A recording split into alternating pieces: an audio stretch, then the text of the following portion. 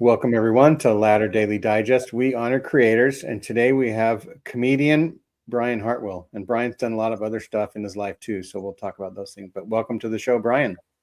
Hey, Thank Brian. you very much. Glad to be here. Hey. Give us a little summation of your early life. And do you remember not being a Mormon? I remember not being a Mormon very well. My parents went on a vacation to Utah when I was 9 years old and signed in at the temple. And my dad put down the whole address. So a couple months later, a couple missionaries knocked on our door. And since we had a big St. Bernard and lived in the middle of nowhere, they thought they were being attacked by Cujo. Wow. Where was the middle of nowhere at that time? Lancaster, California. Okay. My dad was in the Air Force stationed at Edwards Air Force Base. I was born there and grew up there in the middle of the desert. Yeah, and like Skunk Works is out there too and stuff like that. You know, the yes, exactly. Yeah. 3 months later, my parents and me got baptized. I always say mine didn't take because my white socks had red stripes on them. My mom just kept telling me, put your pants down, put your pants down. And, so I wasn't fully baptized because I wasn't fully in white. It was a colorful baptism. It was. You did it Handmaiden's Tale style. Yes. Or Handmaid's Tale style. I could not be fully washed clean. And look at what happened. Yeah. Blame my parents. Yes, I can imagine that would be on your mind. And something that was on my mind that's similar is when I was, 18 and got my patriarchal blessing or something. The patriarch said that I was, fortunate or whatever, blessed to be born under the covenant. And my dad was a priest. He never made it to the temple. So I just thought, well, maybe that means someday my parents will be married in the temple, right? They'll get sealed. Maybe it's I hate it when the patriarchs get it wrong. Yeah. Mine told me I'm the oldest of 5 kids. Mine told me that I should be an example to all my children, my siblings. Right. So you were the first kid that got baptized in your family? Yes. Yeah. And so you went from just a normal kid to now the special Mormon kid. What was that like? I was actually very, very happy. Everybody around me was Catholic, and they all got to go to catechism and church on Sunday, and I was left at home alone. My parents they didn't belong to any religion. And so I even for a while, I caught the Joy Bus and went to the Assembly of God Pentecostal Church, where I learned that God has the whole world in his hands. And I had this burning question in me because they kept telling me that God was everywhere, but he was also inside of us. And my little 6-7-year-old mind, I don't remember how old I was, but I just figured that God was like floating around. No, I got that backwards. That we were floating around in God's intestines somewhere. I think I saw that on a movie, Journey to the Tiny World or something like that, old science fiction movie, where I thought we were inside of God, just floating around inside his body. So I always believed that God had a body, unlike my Catholic friends. But I was very happy to have a church to go to. I just didn't realize which one I was going to. So did you do Cub Scouts before being a member? Yes, I did. Okay. Like a year of Cub Scouts, Weeblos, Boy Scouts. I learned the wonderful poem, Dare to be a Mormon, Dare to stand alone, Dare to stand for something, Dare to make it known. I really ingested that. I mean, I believed that. I was a true believer. My parents as converts were true believers. Even when I hated Boy Scouts, I said, I'm a Mormon. I'm not a Boy Scout. I don't want to be a Boy Scout. And yeah, so I think now in today's LDS church, I'm one of the last remaining Mormons, and I'm daring to be I it. think primary and the young age like that is really fun for kids. I mean, I'm thinking back to Absolutely. my primary days. I had a blast. I really enjoyed it. Had I not grown up, I might still be a Mormon. That's right. But yeah, You left your Like Paul childhood says in the behind. New Testament, when I was a child, I spake as a child. When I became older, I gave up childish things. exactly. Yeah. Did you play sports as a kid? I did not. My mother was afraid that I would break a bone in football. I love football. Um, I I played t-ball one year, and they said, "Oh, that's too much work." And then they joined the church. I think that was before. And then they joined the church, which is way too much work. Um, and but I became a BMX racer, so I raced BMX bikes. I did that. My mom always told me if I broke a bone, I'd have to quit. If I broke a bone racing, I'd have to quit. I did break a bone. I broke my ankle when I was 15, but I wasn't racing, so it didn't qualify. Were you practicing? And I was we were having a little competition out in front of the yard to see who could jump the furthest off a little 1-foot jump, and I won and I lost at the same time. So, well, we quit after I broke my ankle, and so that was my sport growing up, was BMX. It was something I could do solo. I did play church basketball. Whatever, in volleyball, whatever, at the church league. Softball too. We played slow pitch softball, and the best tournament of we were in last place, but we had like a 1-day tournament. We ended up winning the whole thing because we had this guy who was just a slugger on our team. That was your glory day. That's right. We went to the stake dance later and had them play "We Are the Champions" and made the whole fourth ward just sick to their stomach because they lost to us. So, yeah, we were petty. You were like the Bad News Bears for one day. Exactly. Yeah, exactly. That's a great analogy. The Bad News third ward, whatever. And so, did you have favorite classes in high school? I wasn't that great of a student, frankly. I did really poorly in English, believe it or not, until I was in the band. I did play trumpet. I played baritone. I marched in the marching band. We actually marched in the Rose Parade my freshman year. And I did that throughout high school. It gave me extra credits, and I could have left at a half day my senior year. And my mother convinced me that I should take a writing class.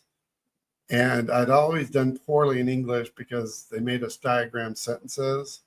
But once I could just write, A+, I got an award in that. So I would say English is my favorite class. I also did auto shop. I think by the time I was 18, I'd rebuilt 3 engines. I'm kind of this, jack of all trades, master of none kind of guy. And because I grew up in the desert, we were always breaking stuff and fixing it, welding things. My dad is an engineer, so he had all the tools. Yeah, so we did a lot of different things. But yeah, I think. Did you have a big scouting thing that was an adventure? Or did you just go to scout camp every year and or get some merit badges? And did you become an Eagle Scout or not? No, I got to life, I think. And I really didn't care that much. I had a bad experience at one point. My parents were part of the Lamanite program where we had a Lamanite come live with us. Lamanite exchange. Yeah, a Navajo.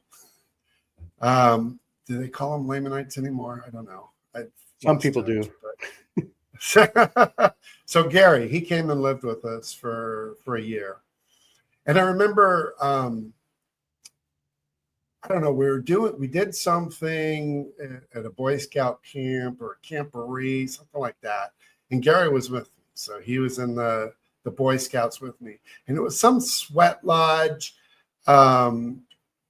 Indian thing. I don't know what it was. Peyote. That we were doing. Huh? Peyote. That would have been better. That would have been And authentic. it was all this ceremony and stuff. And we were sitting up in the back, and Gary is just cracking up. He thinks it's hilarious because this is his culture that we are, in today's jargon, appropriating. And we're not even getting it right. So he's laughing. So Gary, a real Navajo, got kicked out for misbehaving in the Indian, whatever it was. That's right. Sweat That's a lodge memorable ceremony. Yeah. Faux After that, it was Americanized. kind of like, the Boy Scouts thing is a little hokey. Right.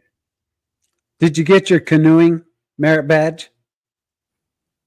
No, but I got archery and riflery or whatever. Okay. I remember that was the one merit badge that I got a bunch of them, but that was my favorite, was the canoeing. But just as I was about to get out of the canoe, there was a water moccasin that was swimming by right before I put my leg in there. So that's indelibly impressed in my mind that I really earned that merit badge. So it didn't bite you. It didn't bite me. Was that one of the requirements? Check for snakes before getting out of the boat? It was after that. Yeah. Pencil that right in there. The swimming in the lake came to a halt after that too. Oh, right. Because now it's a dangerous thing, right? Yeah. Yeah. So do you grow up in the Spokane area? Is that where you No, I grew up in the Arizona, Mesa, Phoenix area. Oh, okay. And I was raised in Arizona and then ended up moving around the U.S. Doing job shit, and ended up back in Arizona. But then one thing led to another, and I moved up here to Spokane. Film at 11 with that. But right. I'm loving Spokane now. Yeah, I'll send you a link to Randy's story that I interviewed him on when he talked about his book. And so, okay. So as you're approaching graduation, are you thinking about local college? Are you going to go far away, or what's the goal? Yeah, I did local college. I did community college, but I think the thing for me is I was so immersed in the religion. I'd had a couple of experiences. I remember going to biology one time. I went to biology in high school, took biology. And I remember the day that we first learned about evolution, to keep it short, and where the teacher was talking about why animals have different beaks and blah, blah, blah. So at dinner that night, we sat around the table having our family dinner, and Dad goes around and says, "What'd you learn in school today?" And I was excited because I'd never heard of this thing called evolution and selection of the species and all this stuff. And I go, "Well, I found out why birds have different shaped beaks and animals have longer necks, shorter necks, long snouts, whatever." I'm like super excited. And my dad's like, "That evolution stuff is not true. We believe in creation. God created everything as it is." Boom. Right. So shut it down. Just shut it down. And being the obedient, believing son, I was like, okay, what they teach me in school is bullshit. And so that really turned me off against education. I did go to community college, but I was heading out for the mission. That was my goal. That was the only thing I really cared about. Did you do institute while you were at community college? I did. That help prepare you for your mission? I don't know that it helped. I did because I was in the band. I didn't even do early morning seminary. I did home study seminary because we had band during seminary, and so one day a week we met at the church and had a class. So my seminary experience was not typical of an early morning group. We had to do self-study, and I wasn't even good at that. So before you got your call, where did you know you prayed about it? Where did you know you were going to go? And then where did you go? I did not pray, believe it or not. I was going to let the Lord. You left it in the decide. Lord's hands. I did. I wanted to go to Australia because I I'll was go too where you afraid want to me to go, dear Lord. Yes. I was called to San Juan, Puerto Rico. Oh, Yes. So I went to Puerto Rico for my mission. you became a Puerto Riqueño. Un Boricqueño, sí. All right. Yeah. So, Randy went to Spain. Oh, all right. Yeah. I served So- with Misionera de España. Oh, really? Yeah. What year did you go on your mission? I was there 86 through 88. Okay. And you left pretty much at 19. For those 19. good at math, I am old. That's right. But Guess not what? Not For as old those- as Randy and I. Well, yeah, Gene and I are now the same age as of today. Oh, a week ago, we were the same age, and then he became older. But now today, we're the same age again. Gotcha. Right. Randy caught up. Someday he's hoping to pass me. Yeah, I'm in line to pass him up. I'm sure that's one of your life goals. Right. Let me get as old as I can, as quick as I can. It's just what not was it? happening fast enough. What was it like in Puerto Rico? And was the mission present? Was it the mission just Puerto Rico, or did it include other Yeah, it was islands? just Puerto Rico. Well, we had a couple of the U.S. Virgin Islands, St. Thomas and St. Croix, and then a little island off it was part of Puerto Rico territory. It's called Vieques. And I actually served 3 months on Vieques. So I got to know that little island pretty good. It was actually an old. If there are Oh. Virgin Islands, are there experienced islands? Puerto Rican was very experienced. Were there some spicy Latinas there that you saw? Oh yes, That you taught? Oh, absolutely. In one of my areas, our apartment was right across the street from the high school, and so the young ladies had come over, several of them, to our door. Elders. Come out and play. Yep. They just want, and then I have the blue eyes. I don't know if you can see here, but Exotic. blue eyes. So, ojos azules. Yeah, they were. And then they'd call us by going. So we just Right. called them snakes. We called them snakes. And some of them probably were. Yeah. I'm sure the ones that walked over too. Now I think about it, I thought I was so much older than a high schooler, but now that I think about it, I mean, it was legal. That's right. I think that anyone who has a girl more than a year or two younger than them is a big pervert. Just so happens that my sweetheart is 26 years younger than I am. So I'm speaking from experience. That's right. Extra large. We haven't, I would get in trouble with my daughters if I did that. well, I did, because she's 1 year younger than my oldest daughter. So yeah, that didn't go over well in the beginning, but all is well now. And her parents weren't too thrilled about it either. But we've got all that worked out now. Well, that's good. That's good. That is good. And so what was Puerto Rico like? Was it hot and muggy all the time? Yeah, it was pretty much 80 degrees all the time, 80% humidity. You'd take a shower, get out, and feel like you needed another shower. It would have these heavy rainstorms that would come through in about 10 minutes, and you would be soaked to the bone. I mean, there was not a dry inch on your clothes or anything. sometimes I would watch the water bounce off the ground a couple of inches, the big drops, but it would last an hour. And then after it dried up, well, you'd watch the steam rise from the pavement and you'd be on your way. And yeah, it was pretty. Were you very Pretty human. successful? Were you very successful? I was middling. I actually have an experience from that. I think even then I had my rebellious streak, even though I was zone leader for half of my mission.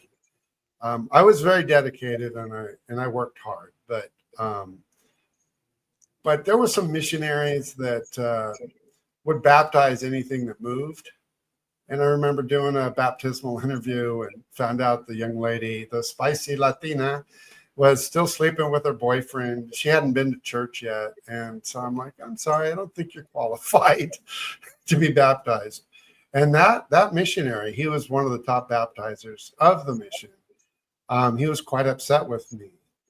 But I think nobody else had ever told him no. I'm like, she needs to go to church. I actually believe that you should be converted before joining the church.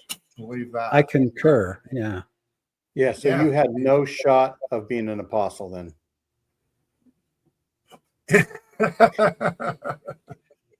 People said I did, and I also rebelled against that. Because I was a scriptorian, I studied hard, and like I said, I was faithful. If you achieved the rank of zone leader for over half your mission, you had to be a very successful missionary. Yeah, because I think they put the best. They do. The zone leaders, they don't put you in there to grow. They put you in there because you're a leader. And exactly. Yeah. I never made zone. I was a district leader, but never made zone leader. I was too rebellious, I guess. I even tracked it weird. I would, because there was so many, it's a Catholic country. And I just, some of the missionaries, they wanted to just argue and convince everybody. And I was more like, you take that side of the street, I'll take this side of the street. If there's somebody that's interested, we'll call each other over. And we just go down the street. Hey, we're from the Church of Jesus Christ of Latter-day Saints. And after you get that mouthful out, are you still listening to me? You want to hear more? And if they're like, nope, I go, thank you very much, and go. There was no, but don't you want to get into heaven? Don't you love Jesus? There was none of that crap. I just I'm looking for the elect. I'm not looking to convince anybody. And so I was a little different that way, I guess. I don't know. I never felt like, and we had, this was, you mentioned the apostle.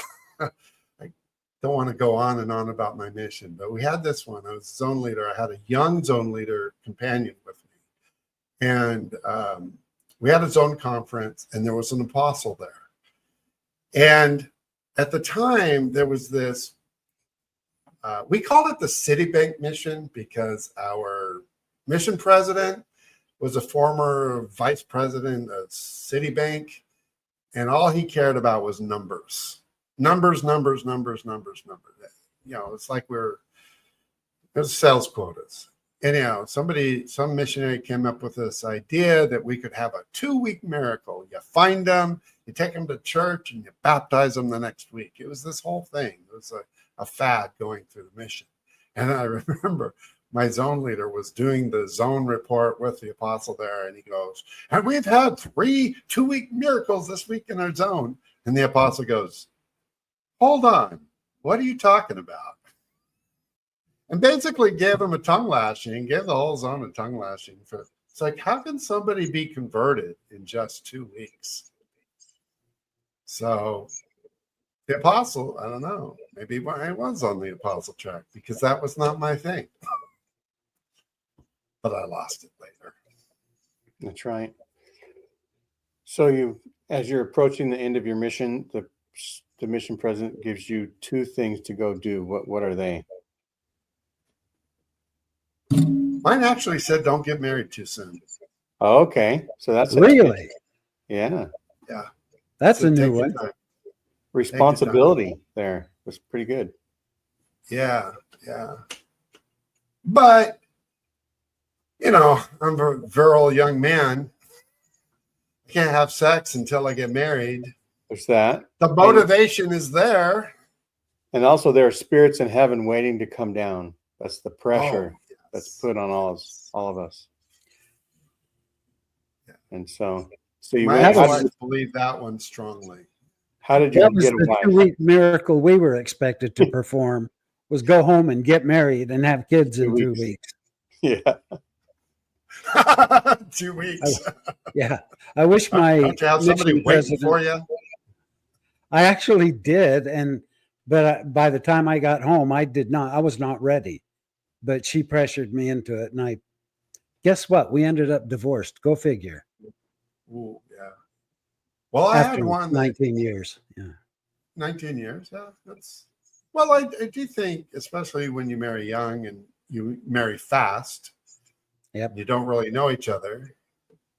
It takes a while to figure out, this was a bad, it could be decent, but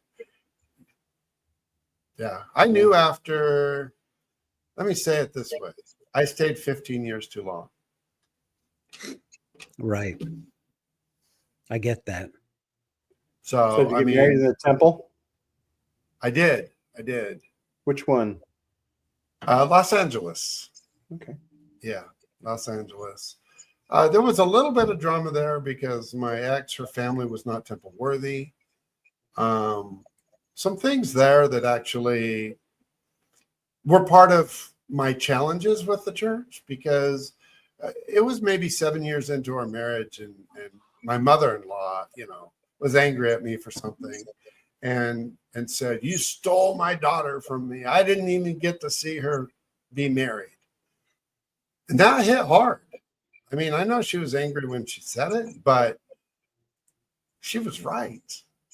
She didn't get to see her daughter married. And it was because of the church. And we got some really bad advice from our stake president that we shouldn't even do a ring ceremony, that would degrade the sacredness of the marriage ceremony.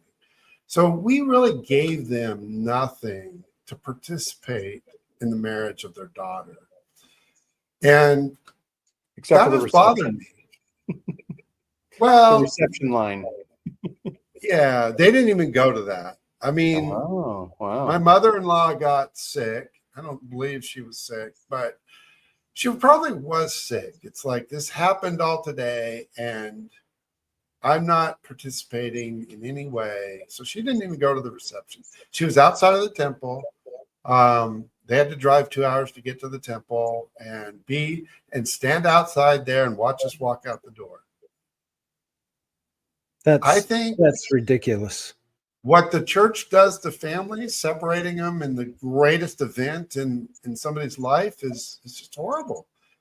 And The I greatest also event thought, in somebody's life that happens maybe 4 or 5 times only. yeah, all right, if you're lucky. And I got thinking about it, after that incident with my mother-in-law, I got thinking about my sister. Oh, well, actually, so I'm the oldest of 5. And let's see, all but my youngest sister, it's 4 boys and a girl, we all got married in the temple. And on the third one, my brother and sister had the same birthday, but 4 years apart, kind of a thing. Oh, wow. And they were very close. They had gone to college and stayed in my parents bought like a little trailer for them to stay in, so they didn't do dorm room stuff. So they lived together and they were very close. And then my brother gets married in the temple, and my sister still can't go see one of her brothers get married because she's too young. At this time she's 20. And my sister-in-law from one of the other siblings had asked her to watch their children outside of the temple. Well, she showed up late. And then the sister-in-law wasn't able to see the ceiling because she had to watch her kids. And it was like this whole dramatic thing. And I'm like, wait a second. It's her brother. She's not been able to see any of their weddings. And just because she's too young. And by that time, I didn't have a temple recommend, but I was still loosely attached. And it really just was like, you know what? They say they're about family, but if you're excluding family from a marriage ceremony, which should be a celebration by the whole community instead of just a few select few, at least that's my opinion. Then That was kind of like the first big item on your shelf. I wouldn't say the first big, but it is a big one, because I do think in many ways the religion works great if everybody, well, except for young kids, if everybody is worthy to go into the temple and everything like that. But the minute you introduce a non-member or somebody that has struggles with anything that keeps them out of the temple, and they're honest about it. I mean, you can always lie and get in, but you should be honest, right? And so I'm not sure which is worse, lying to get in or having a problem and being honest about it. I'll go. So how many children did you end up having? Four. And what kind of two college? Two that were baptized, two that were not. Oh. Gives you an idea of when the split happened. And part of that goes, we were talking in the green room about singing Follow the Prophet. And I don't know if you recall, there was a time when, like, the church was doing this Follow the Prophets thing where, you know, each year you did a book of which, anyway, it was during that, and the primaries song was like Follow the Prophet. And I remember having family home evening. My third child is a sunbeam, 3, 4, whatever. And, you know, we're trying to do this lesson on following the Savior, following Jesus, right? The only answer he had for anything was follow the prophet, follow the prophet, follow the prophet. I'm like, he's getting the wrong message at church. We should believe that. Jesus I think is and following Jesus. I think that song is the cultiest song in the church, because it, first of all, the tune of it sounds like a funeral march. You slow it down a little bit and it could be in a haunted, or like a haunted house or a horror movie. Follow the prophet. Yeah, it's just more of that indoctrination. You know, we thank thee, O God, for a prophet. You know, follow the prophet. I hope they call me on a mission. What's the one with Joseph in the Sacred Grove? Well, I'm having a senior moment, but you know, so many of these songs indoctrinate the kids, starting from little tiny. You know, before they even know that it's happening. I believe that I was home evening. Yeah. Was the song you're thinking of, Randy? Was that In the Shady Woodland? Joseph saw the living God. Yes. Yeah. I don't know the title of it, but I think that's the song. That's it. Yes. Yeah. And so what causes you to stop believing with 2 baptized children and 2 yet to be baptized that end up not getting baptized?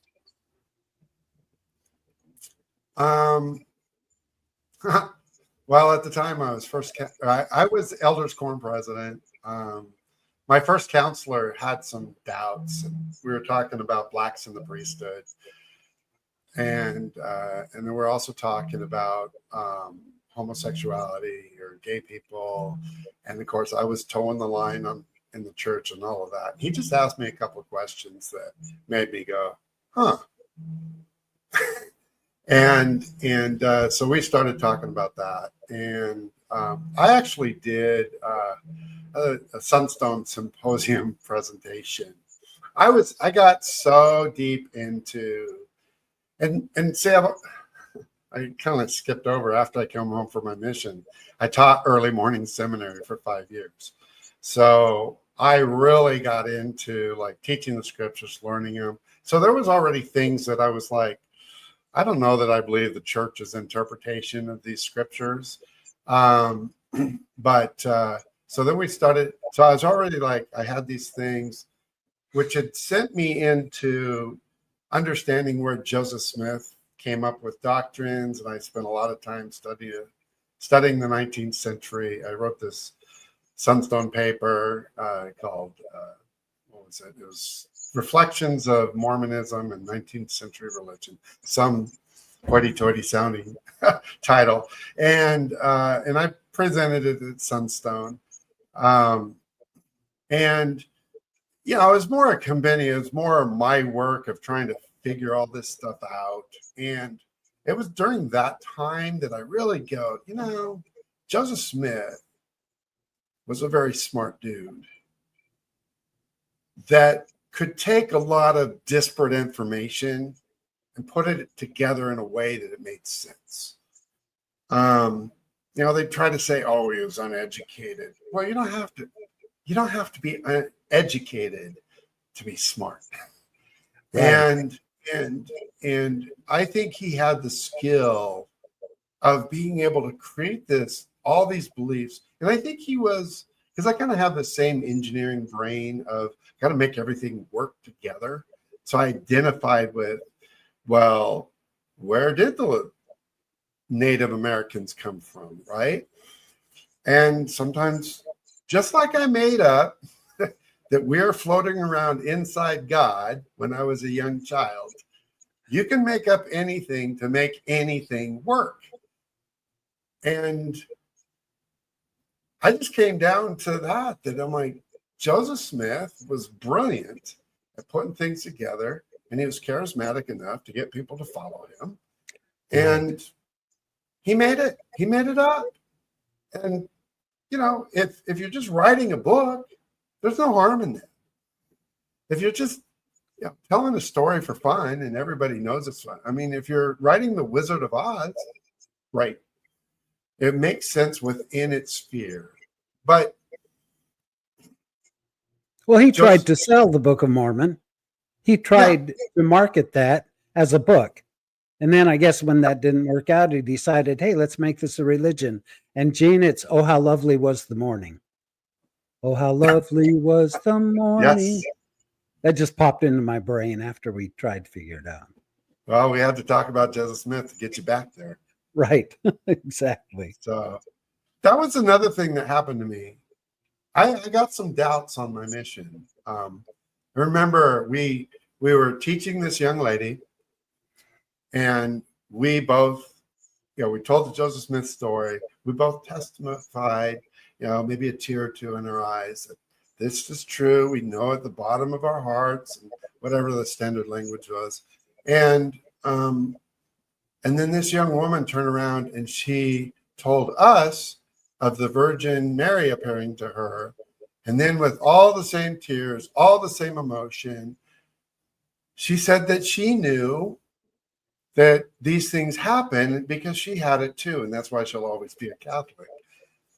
And, my missionary companion, we walk out, he's just like, oh, she's deluded by the devil. And I'm like, well, how do we know she's deluded by the devil and we're not deluded by the devil? We have parallel experiences. In fact, she saw Mary. We're only talking about somebody who saw God and Jesus, right? Neither of us are claiming to have a vision. So I had to study and pray about that for about 2 weeks before I got my answer. Brian, we had the exact same thing. You and I, the first big thing that went on my shelf was Jehovah's Witness that bore her testimony in the home of an investigator that we were teaching, and we got there at the same time at her request. Oh, wow. And I didn't Bible bash, but man, this girl bore a testimony, and I felt the Spirit, and she wept. she wept. And I'm like, she feels the Spirit as she's bearing her testimony. How can that be if we're the only church with the truth? So it's funny that we have that parallel experience, you and I. Yeah. Yeah, that's what It blows started your me. mind Yep. because you're in there thinking God's behind me. And then maybe Yeah. Wait, what? What? maybe God is bigger than my religion. Yeah. You're Did muted, we Gene. lose? He's You were muted. in the San Leandro ward when you lost your testimony. Yeah, I would say so. Yeah. Yeah. Yeah. So That was I'll just because I say did that's the Sunstone thing in 2001. I just looked that up. and you hung around for a Yeah, few and more then years. I remember then we also had the Prop 22 thing. Do you remember that? It was before Prop 8. It was the anti-gay Yes. measure. Well, it was to codify in the California Constitution that marriage was only between one man and one woman. Right. And my first objection to that was, what if God wants to bring back polygamy? That's why I had the objection to the same thing, right? And Yeah. so, I was like, wait a second, what are we doing? But so at yeah, that time, why are we in favor of that? If that's the old man in the elders quorum, he was adamant that Jesus can't come back until they restore polygamy because everything has to be restored. so I was at that time I was the executive secretary to the bishop, and so I went to the stake priesthood meeting where they kind of sent the counselors off some direction, and they kept the bishop and me in this room where the stake president, Pimentel, I think was his name. You may remember him. Should I Jay. drop the name? I don't know. Jay, yes. He was stake president, and he talked about the fundraising activities for Prop 22. I think he's a 70 now. Oh, really? In the general? I wouldn't doubt it. Because me and my first counselor, we went over and sat with Jay in his home for about 2.5, 3 hours, discussing all my doubts. By that time, I was executive secretary at that time. I wasn't elders quorum president anymore. But yeah, we had this whole thing on how we're to use the tithing rules to figure out who the wealthiest people in the ward were. And we called somebody to hit them up for money and ask for donations because, you got to go where the money is. And all this stuff. And I thought, wow, we're really getting into politics here, aren't we? And yeah, like doesn't the bishop every 4 years read us a letter saying how none of the church stuff is supposed to be used for political purposes, and now we're doing it? Yeah, exactly. And so then I'm reading the paper, whatever local paper it was, and the church is flat out denying that they are having any involvement in the fundraising or anything like this, that members are just giving of their own free will because they believe in the issue. And I'm like, nah, I was in the meeting. It's organized, and it's organized by the church. And so then I'm like, can that public affairs officer now get into the temple since he's no longer honest with his fellow man? I mean, we have these temple questions about honesty to get into the temple, and the church itself is telling lies. Yeah, the church can't pretty much there. My temp. Well, I'm like, okay, yeah, Joseph Smith was a liar. They're still lying for the Lord. Yeah. I didn't even have the shelf analogy back then. We didn't have it. That came after my time. But I was like,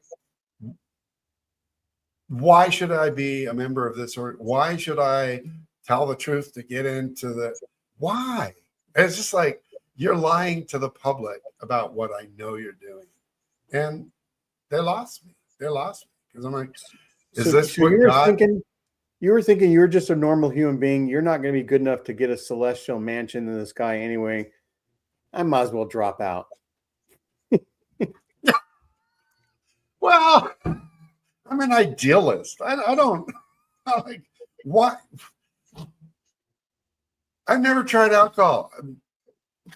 I've never had coffee. You know, it's like, what have I missed in my life because I'm playing this charades, game of charades, right? It like really kind of blew my whole idea because remember, I was a true believer, and it broke me. I mean, and then once you decide, hey, this isn't for me, I spent a little time going, well, I believe, I just don't want to go. But once you see something like that, you start seeing it everywhere. It just you saw behind the green apron, I'll say. Yeah, that's a good one. Yeah, I like that. Yeah, we might be able to use that sometime. So anyhow, scales come off my eyes. So if your second two children didn't get baptized, does that mean your wife was on board? Yeah. Not in fact, Mormon it was anymore? when the Prop 22 signs were, when they announced from the pulpit, if you need a Prop 22 sign for your lawn, they're out here in the lobby. And So she was out? basically, she's like, I'm not going back, and you can't make me. Good for her. Yeah, because we were on the same page on it. It's just like, yeah, we just talked about it all the time. It's like, how can they do this stuff? I think I stuck around for probably another year. The difference is her family weren't members. Mine, uber faithful. I had a whole family deal to deal with. And so it was a little bit harder for me to just step away. So that was in 2000, Prop 22. Yeah, that was in 2000. So But did you kind of hang around as a physically in, mentally out kind of a person for a little while? Yes. I was still attending, but I was like, and then they had me, I asked the bishop, I said, I need to be released from executive secretary. So he said, okay, no problem. And then we moved in 2003, March of 2003. We moved from San Leandro to Hayward. And so I went there. This is the funny thing. I went to church in the new ward one time. I mean, you've done this your whole life. It's habit. It's home. It's what you know, right? There's no football game on. Yeah, I'm not a huge football fan. So I say today, I could walk into an LDS chapel and I could speak the language. I could do whatever if I was interested. And be one of the most honest people there. Yeah. Oh, I got a good story. I did visit it once in 2019 in Utah with my buddy, my former first counselor. We're still friends. He's still active, and I'm not. But it didn't cause us a rift. But yeah, we went to church in Utah, and I spoke my mind, and I think they just chalked it up to some crazy California dude. But I'm sure the next week it was like, those Californians, they're horrible. But yeah, so I went, and then in the new ward, I remember the first day, the stake patriarch was part of that ward. And he told me he could see into my soul that I was going to be a leader in their ward. Great discernment, huh? Yes. I'm like, yes, I wear a suit and tie well. Yes. Lead people to freedom, maybe. Yeah. If they let you talk enough. Well, it is true. So the bishop there gave me the job to teach the 18-year-old youth. Well, I also taught gospel doctrine, And people loved my gospel doctrine because I didn't follow the rules. But this was San Leandro. I didn't follow the rules. I used different translations of the Bible. I brought in outside information. You know, all the things that Bruce R. McConkie said were wrong. And people would say, hey, yours is the best gospel doctrine ever. Yeah, because I'm not telling you the same stories you've heard for the last 30 years. People are finally learning something. It's actually like right. And I was faithful. I knew the lines I didn't cross, right? So I'm not a troublemaker. I'm just not. And so anyhow, they had me teaching the 18-year-olds in the new ward. And we got to the Book of Mormon, and I taught like the first 3 lessons. And we went through like Nephi killing Laban. And I went into the bishop and I said, sorry, I can't teach the Book of Mormon. I just can't. You don't want me in there. Because if I start teaching what I believe, I'm not going to lie to the kids about what I believe. Right. You're going to say, this week we're talking about myth number 7. So, kids, what do you think about God commanding somebody to kill another human being? How do we square that with the 10 Commandments?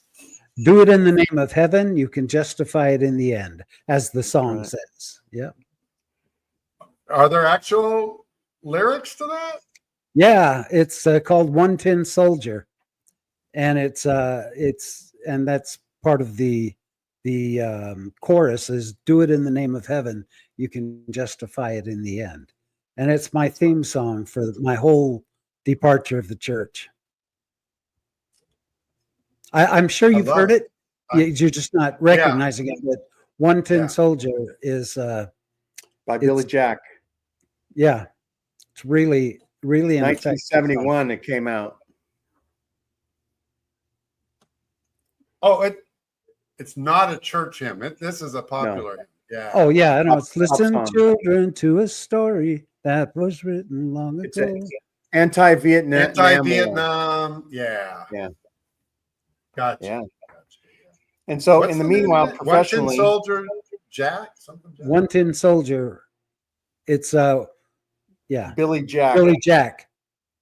Pull up Billy Jack original cast, 1 Tin Soldier, and that'll take you right to it. Yeah. And so I like that because we still do it. We just saw it the other day with the president saying, "Oh, God, we love you." We just bombed the hell out of people, but we love you, God. Thank you, God.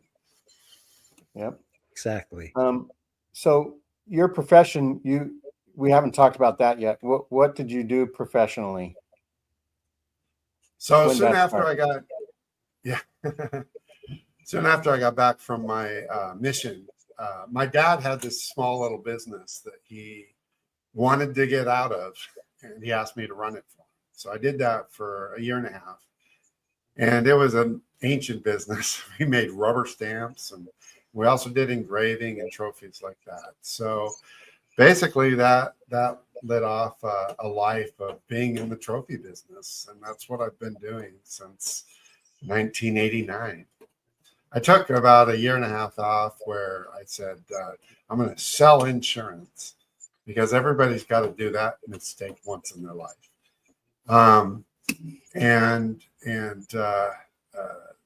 So I did that, but then I said, no, I like physical things.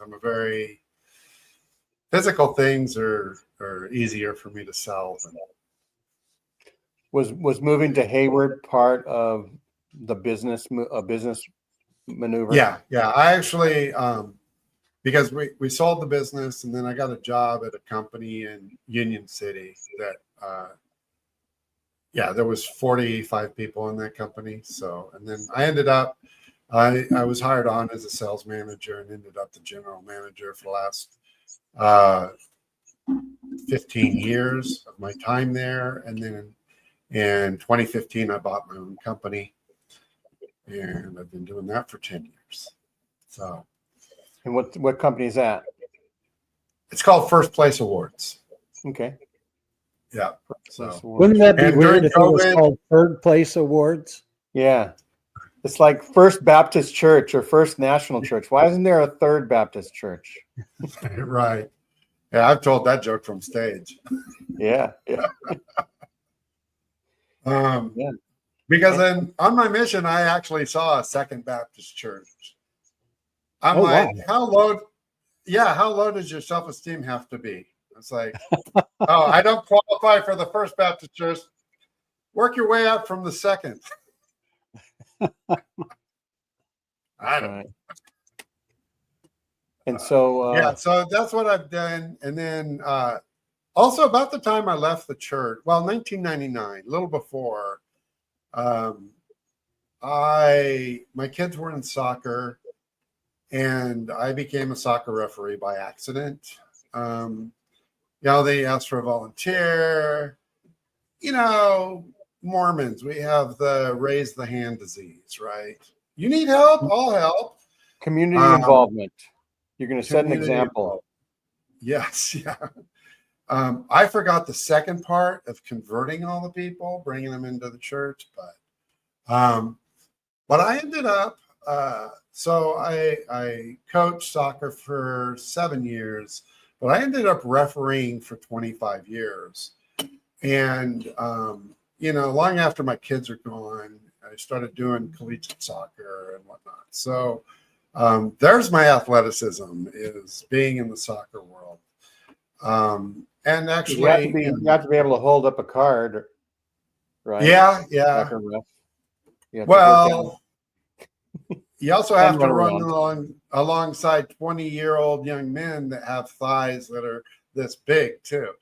I did a number of games up at Cal State East Bay, formerly Cal State Hayward. So that's Division II.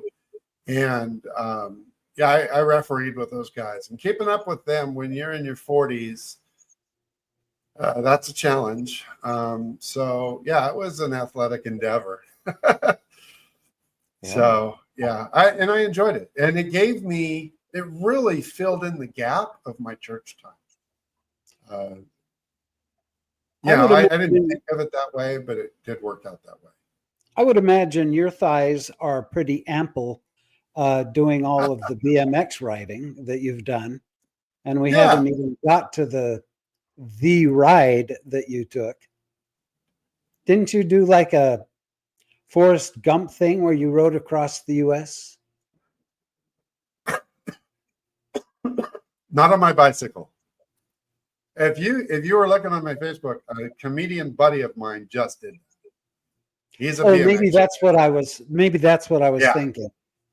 That was not me. He's a funny character because he also grew up Mormon, and he also did BMX. And I've got a whole bit about being a former BMX racer on a Mormon mission.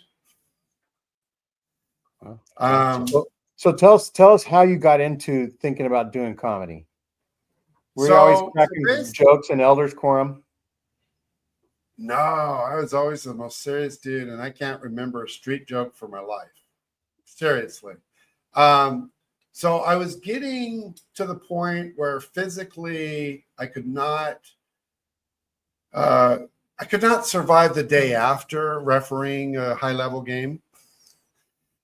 Just physically, I'm in my early 50s, and chasing 20-year-old. They keep staying the same age, and I keep getting older. It wasn't fair, and so it was to the point where if I did a high-level game, I'd be limping around the next day. Just physically couldn't handle it as well. And then they're like, well, we'll put you on the young kids. And that's boring. When you've done fast, competitive games, I don't want to listen to a bunch of moms cry because their baby tripped on the grass, right? So I was just like, I got to get out of this. And so I really started looking for something else to do, because I'm a big believer. You have a vocation, your job, whatever you do, and an avocation, a hobby, something that helps keep you balanced and sane. And so I started thinking about different things I could do. and there's like hiking groups. And by this time I'm divorced, and had gone through COVID, and luckily I had a girlfriend through COVID that it didn't work out. It was never going to work out, but I wasn't completely alone. And one day I'm listening to a podcast. I'm a big consumer of podcasts, and there was one on comedy, and Bill Burr was being interviewed on his process. And Bill's like, I don't write out every joke. I have ideas in my head and I write down some notes, and then, I just kind of run through it. And I go, that's how I've given every church talk in my life. I don't know comedy, but I know, once I realized you don't have to memorize the jokes, you just have to really, now that I'm into it 3 years, yeah, it's better if you memorize them. At least you use the same phraseology, because if you say one thing wrong, it may not hit the right way. There's timing involved, the word choice, all those things. But so I still agree with Bill Burr, but maybe it wasn't as easy as I thought it was. So I just said, maybe that'll be my new thing. I can't tell a joke. I was really like, let me do something difficult, something hard, something that I'm not a natural at. Because that's how I started soccer. I knew nothing of soccer when I became a soccer referee. I literally just took the class so that I could coach my kids' soccer team. Because I'm like, I don't know the rules. I can learn the rules at a referee class. So I thought, I'm just going to repeat this process, and I'm going to start with something I don't know. So first thing I did is I looked for a class. I could not find a stand-up class that was not full, but I found an improv class. And I said, oh, improv, that's comedy. Same thing, right? It's not. But I started in improv, and that was good because it put me on a stage, put me out of my comfort zone, but I didn't have to write jokes, didn't have to memorize jokes. But about 3 months into improv, I said, I really want to do stand-up. And like October 3rd, 2023, I found an open mic in a bar, and I went up for the first time. And I think I really had 2 jokes. One is at least the premise is we need invitations to divorce announcements. We need divorce announcements because I've just been through my divorce and people are still asking about my ex-wife. And I'm like, no, I'm divorced. No, she didn't move down here. It's like all this stuff. We really should. We announce the marriage. We should announce the divorce. And you really need presents too, because she took the toaster. Yeah, that's right. That's right. Did I tell you that Gene is a stand-up comedian? Yeah. He's sitting down. Sometimes. Hey, I do it sitting down. If we leave something like Mormonism, we have to have a sense of humor. That's right. You know what, Brian? I think the hardest part, and I could be wrong, but I've had dreams about being a stand-up comedian, and I just feel like I could do that, except for one thing. The first time getting up on the stage and being 100% vulnerable, what would I do if they didn't laugh? And so I've always been petrified to even venture into that, because that's got to be so scary to get up the first time and your job is to make people laugh. I can't imagine. It is. I was so nervous, but I had a trick up my sleeve.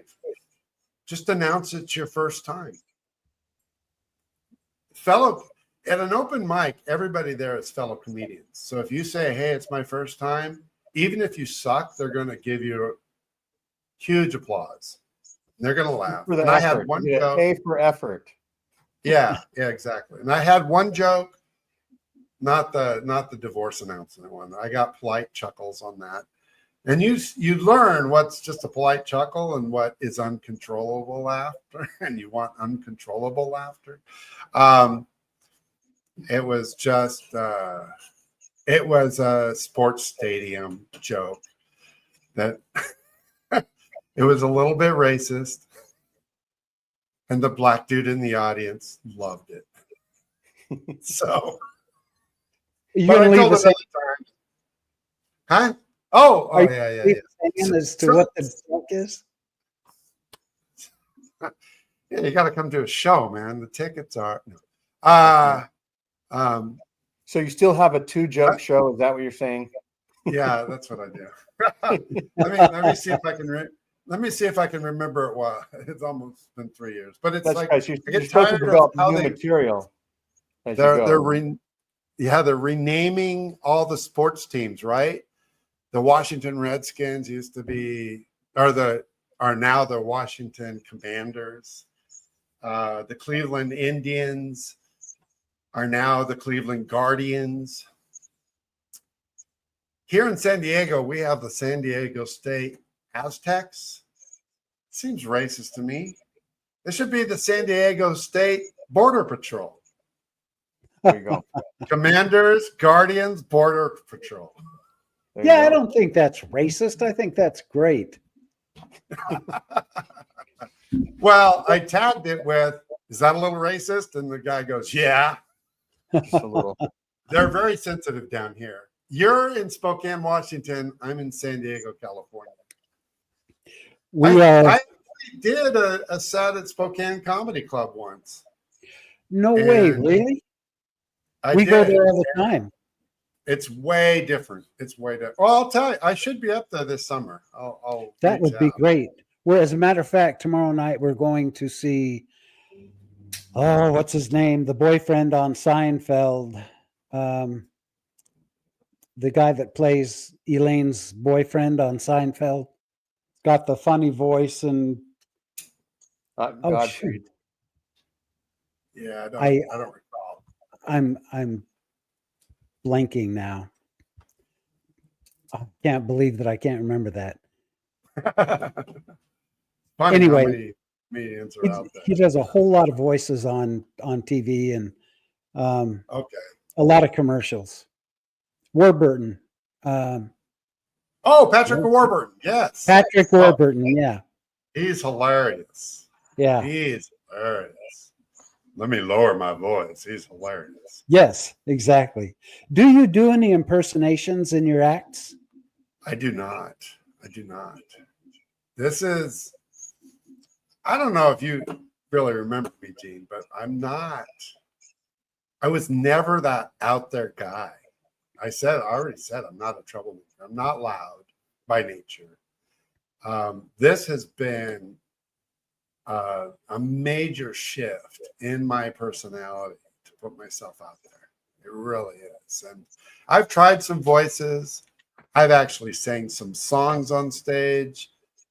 Follow the Prophet should be the next one. That ought to get some laughs. Yeah. I need to do a Utah tour. There's Comedy Church, I know. Yes, Comedy Church. Yes. So yeah, it's been a new thing for me, and I do work clean. I still, I'm not a dirty comic. I think some of that is, it's just too easy. It's low hanging fruit. I mean, I've dropped an F-bomb here or there when it's appropriate, and because it comes out of me, people are shocked and really laugh. But let me see. I've got to get a fucking vasectomy. Oh, yes. See, yes. I do my research before I interview someone. That's right. Yeah, that was my very first showcase. My question is there any other type of vasectomy? Well, actually, and this is hilarious. My parents are super supportive of this. They're still active and whatnot. And after I did that set, I was visiting him, and my mom sits down to me, and it's just like her style. And she puts her hand on my leg, and she goes, you know, I don't like you cussing, right? I'm like, yeah. And she goes, so I loved everything about your set. You really got a talent for it, except for that. Plus, I think it would be better if you said, time to get a vasectomy and stop the fucking consequences. That was a good one for her to say that. She said, That's pretty she said good. that For a thing. She said mom. that thing. But she flipped it around. I'm like, damn, why didn't I think of that? That was good. Good advice.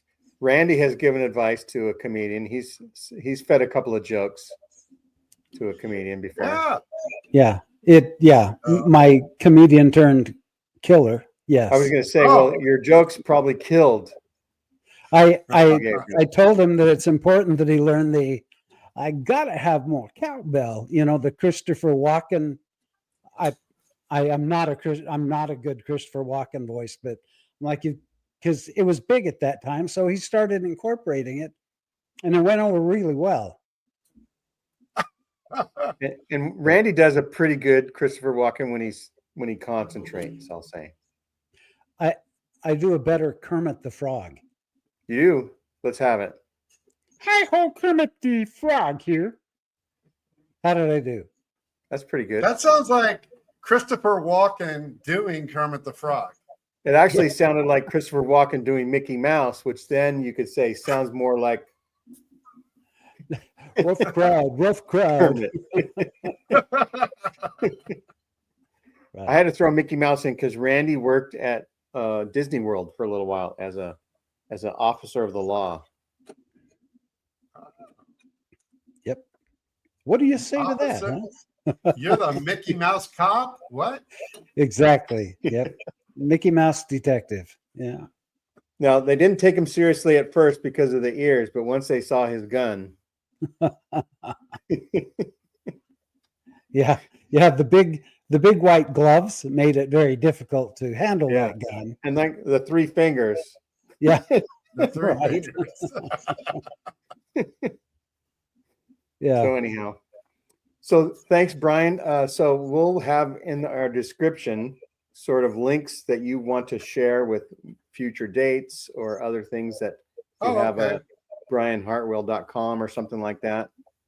I just have the feedback YouTube to me. channel. I should upload some of my more recent stuff. I really have let that go. Get that up to date. We'll include your YouTube channel, and we'll see if we can get 2 or 3 new subscriptions to your channel. And by all means, if you come to Spokane Comedy Club, you've got to let me know. That's right. I will. Yeah. Do you think it might be July 23rd? Is that the date? Ticket yet? Because that's when I might be in Spokane as well, visiting Randy. Yep. I thought it was July 9th, but 23rd works too. It's close enough. It's in the same July year. 9th. Yeah, July 9th, I have a performance here that I got some friends from Mesa area coming out. So there you go. It's a small world. They live in Gilbert. Yeah, so they live in Gilbert, but they're coming out here, not just to see me, but they're like going to catch one of my shows. So. Do you have a last name of them? Because I grew up in Gilbert and everybody knew everybody. Oh, no, they just moved there about 2 years ago. He's my childhood buddy. We raced BMX together. He still races BMX. I thought you were going to say he's still racist as a Mormon. He was never Mormon. Okay. See, that was another thing. I had a non-Mormon friend. That's right. That's dangerous. I did all the wrong stuff. I really did. Well, I hope you enjoy it in hell. That's right. Where you're headed right for. Oh no, that's Arizona. I forgot that. That's Phoenix, Arizona. But that's where Satan goes to cool down. I always figure this way: if God doesn't want me in heaven, I don't want to be there. That's right. I have Amen, 4 brother. children. Right. I have 4 children. And I don't know anything that those kids could do short of murdering a person that would make me want to separate myself from them. But I'd probably still go visit them in prison, if they murdered somebody. I can't, we didn't even get into this, but I still kind of believe in God as our Father. I like that matrix. And if God is our Father, he's not kicking us out of his presence because we masturbated when we were 15. Or any other thing, right? I just don't believe that we have to do all these things and pay all this money for God to love us. Yeah, I have a hard time believing that he would actually find a lake of fire and brimstone and throw his children into that to be always burning, never consumed. I just can't grasp that. It's called gonorrhea. Gonorrhea. Gonorrhea, yeah. All righty. Thanks for coming on the show. Everybody like and subscribe and check out Brian Hartwell's stuff. And someday, if you're lucky, you'll see him in your town someday. All right. Bye-bye. Live. Bye, Brian.